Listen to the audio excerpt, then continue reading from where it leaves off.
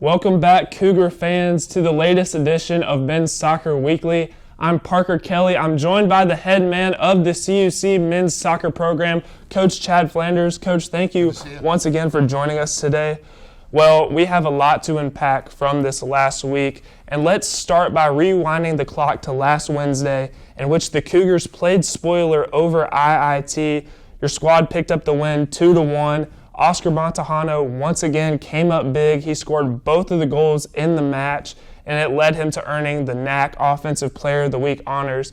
Can you kind of speak on his performance and how he's played as of late? For sure. No, it was a great second half effort by the team as a whole, but Oscar just got himself in good spots both times on the goals and did a great job of getting the ball on frame in a lot of traffic. So it was one of those things where he obviously hit a really accurate shot to be able to get it on frame. It was all coming off of a service from the right side, and ball just knocked his way, and he put it away. So it was a great moral victory for the group, but I thought he did a really good job at being sharp when he needed to be.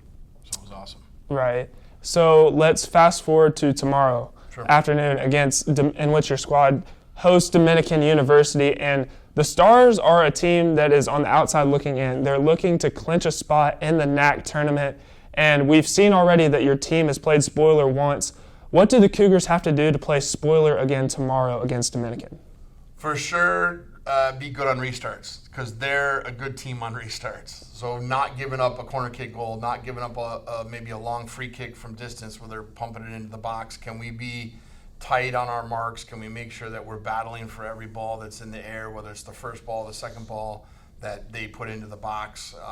That's key, because that's something it's a strength of theirs.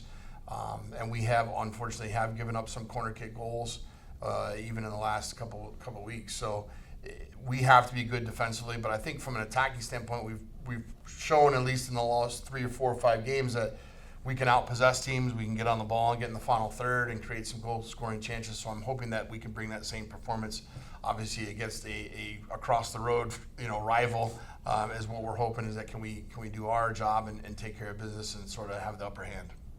Right. So tomorrow, as we all know, is the regular season finale.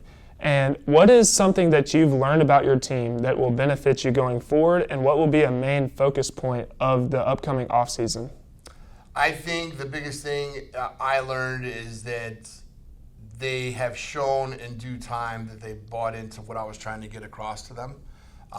They're a tight group. They're very, again, team-oriented. They really play hard for each other.